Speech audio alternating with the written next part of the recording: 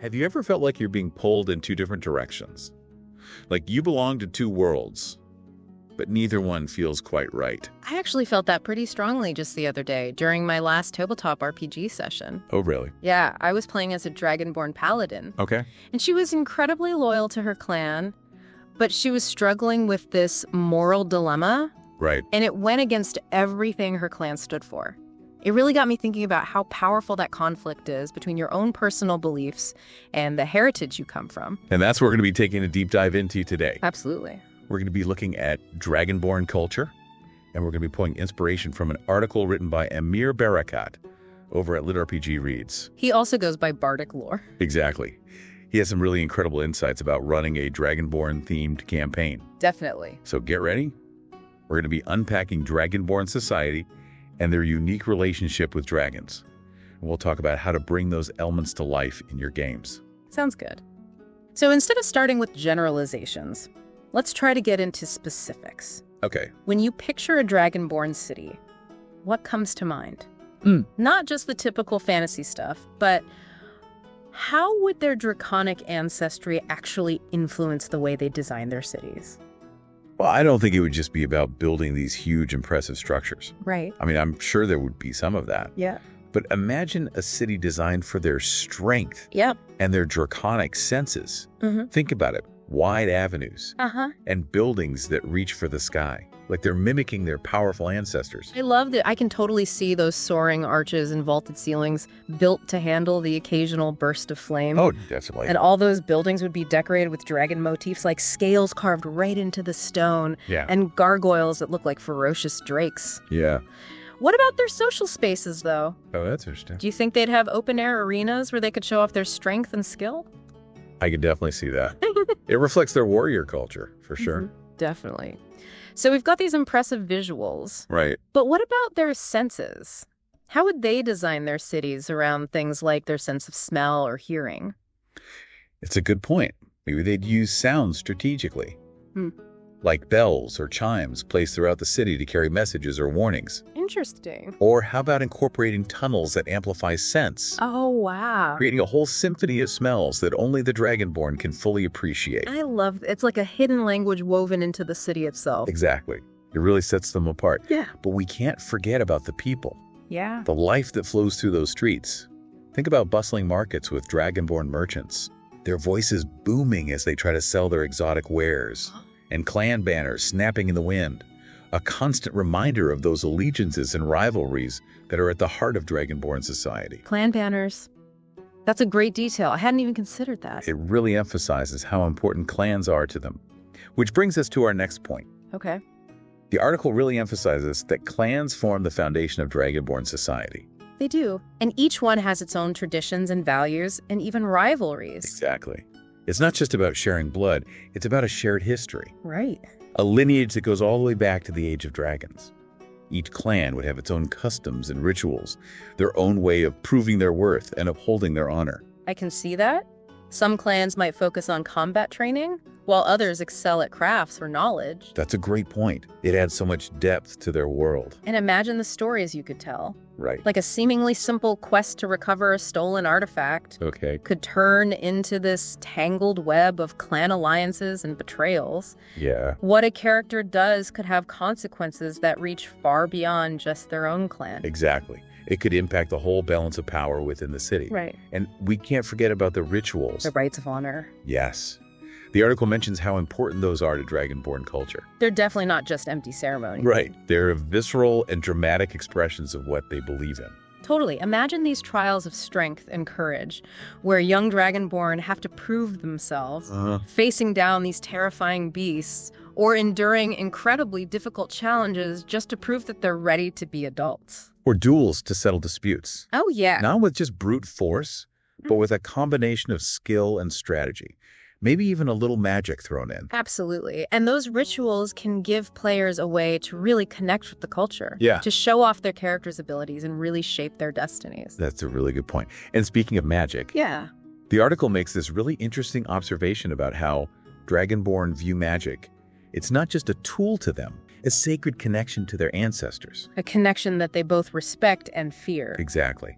I can imagine a Dragonborn sorcerer channeling that ancestral power, and their breath is infused with this raw elemental energy. Oh, wow. It's not just about spells and incantations, it's an expression of who they are, a physical manifestation of their draconic heritage. That's a powerful image, but it makes you wonder about the risks. Oh, yeah. What if a Dragonborn loses themselves in that power?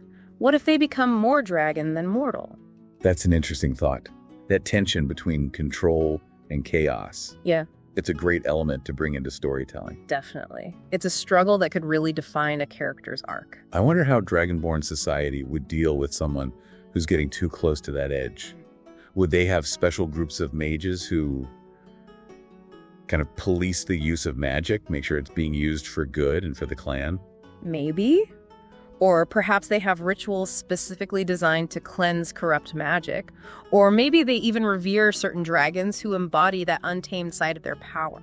It's a fascinating concept. It is. It opens up a whole new way of exploring the darker side of Dragonborn culture. Exactly. It makes you wonder what secrets and traditions they keep hidden from the world. Definitely lots to think about there. Absolutely. We've just scratched the surface of this world. We have. There's so much more to uncover. And that's what makes Dragonborn culture so fascinating.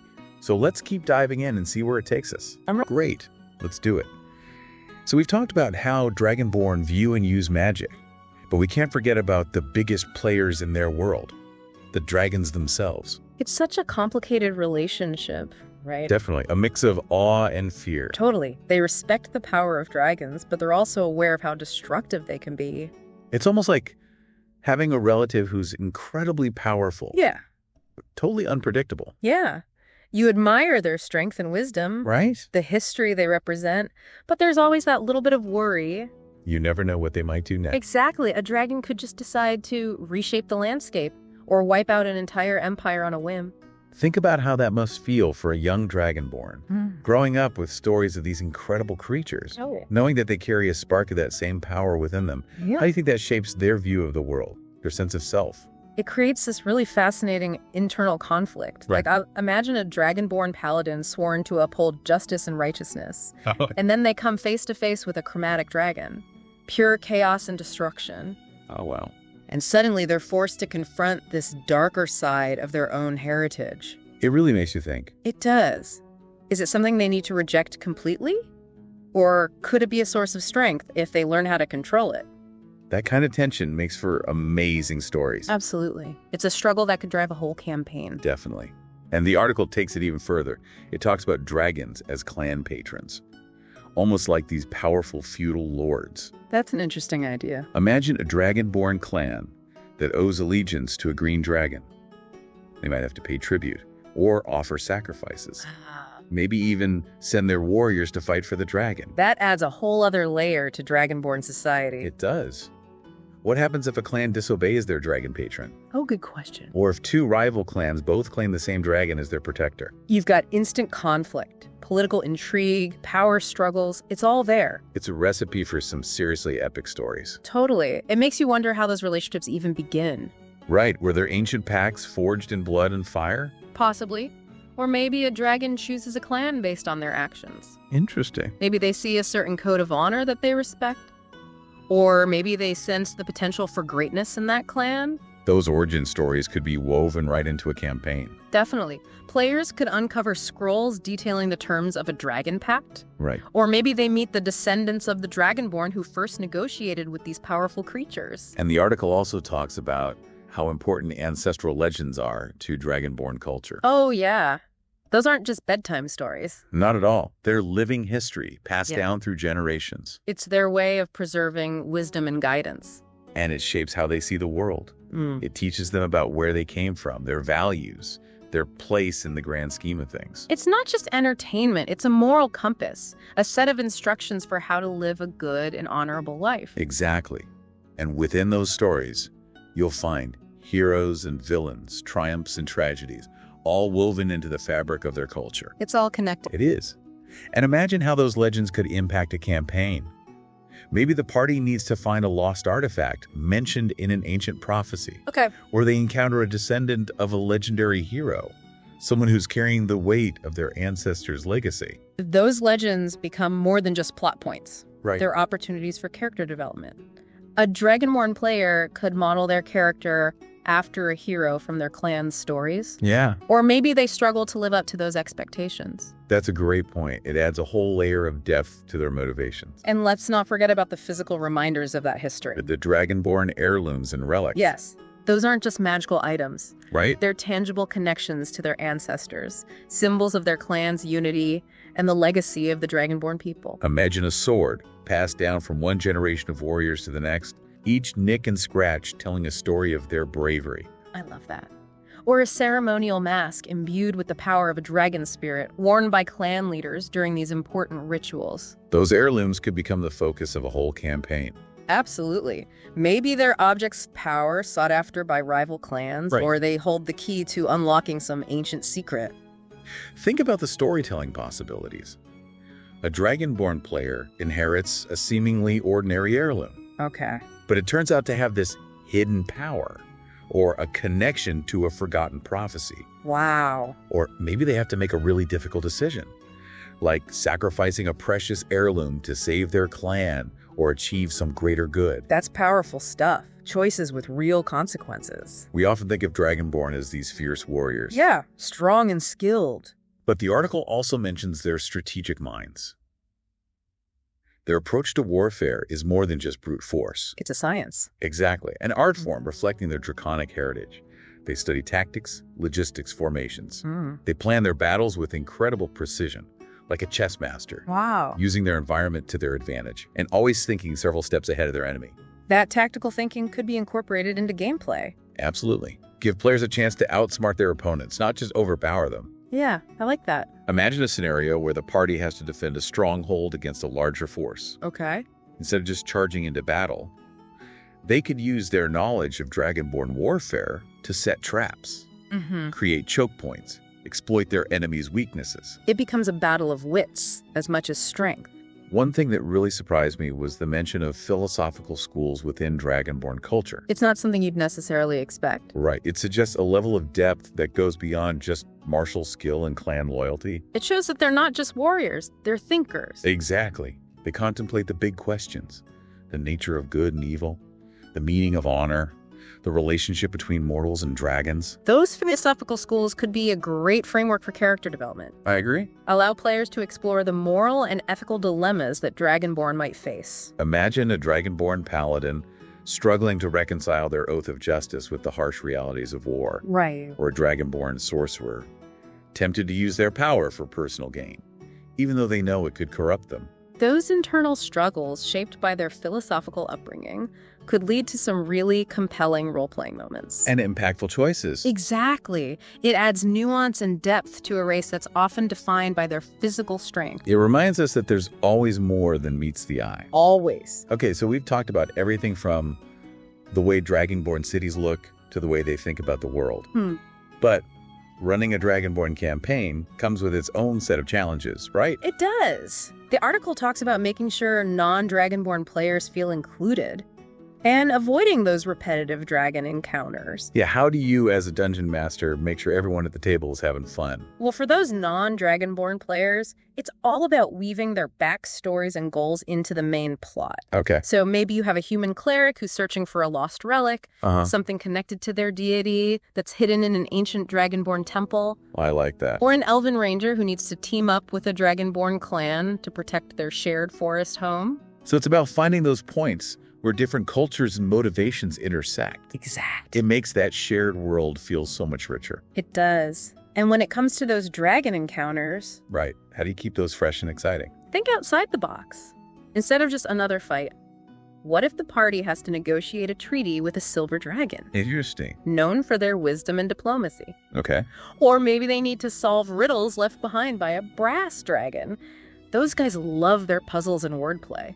I can see that. Or how about convincing a bronze dragon to help them stop a volcano from erupting? Appealing to their sense of justice and protection. Exactly. It's about showing the different sides of dragons, their unique personalities and motivations. Some might be helpful guides.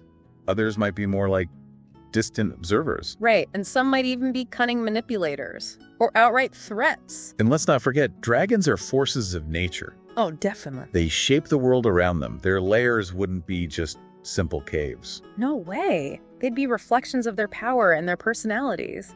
A red dragon's lair could be a volcanic caldera, while a green dragon might make their home in a hidden oasis, deep in the jungle. I love those visuals. Each one presents its own set of challenges and opportunities for exploration.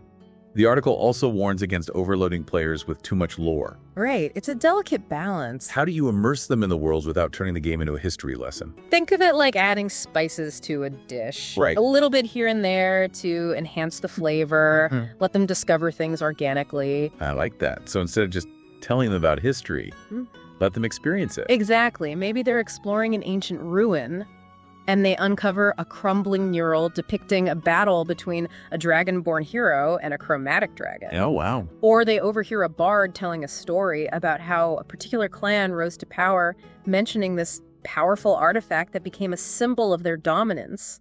Those little details, those glimpses into the past, they can really spark a player's curiosity. They do. Yeah. And it encourages them to dig deeper, to learn more. It's about giving them a taste of Dragonborn history and culture, and letting them piece together the bigger picture through their own actions and choices. Exactly. Remember, the lore is there to serve the story, not the other way around. Good point. If a piece of lore isn't adding to the narrative, or if it's not making the game more fun for the players, then change it, tweak it, or even just get rid of it. It's all about finding that sweet spot. Right. Enough lore to create a rich and immersive world, but not so much that it becomes overwhelming. And ultimately, the most important thing is that everyone is having fun. Absolutely. If the players are engaged and invested in the world and their characters. Then you've done your job as a dungeon master.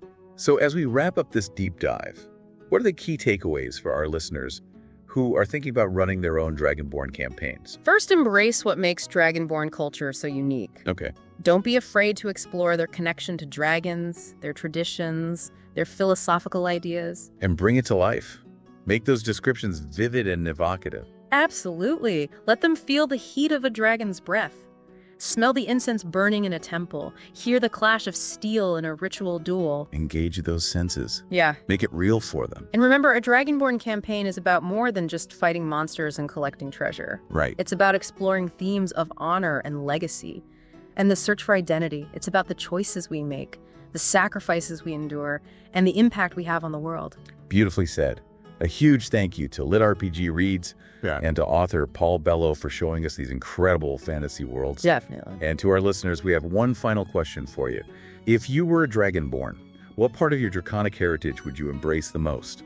Share your answers in the comments below. And until next time, keep diving deep.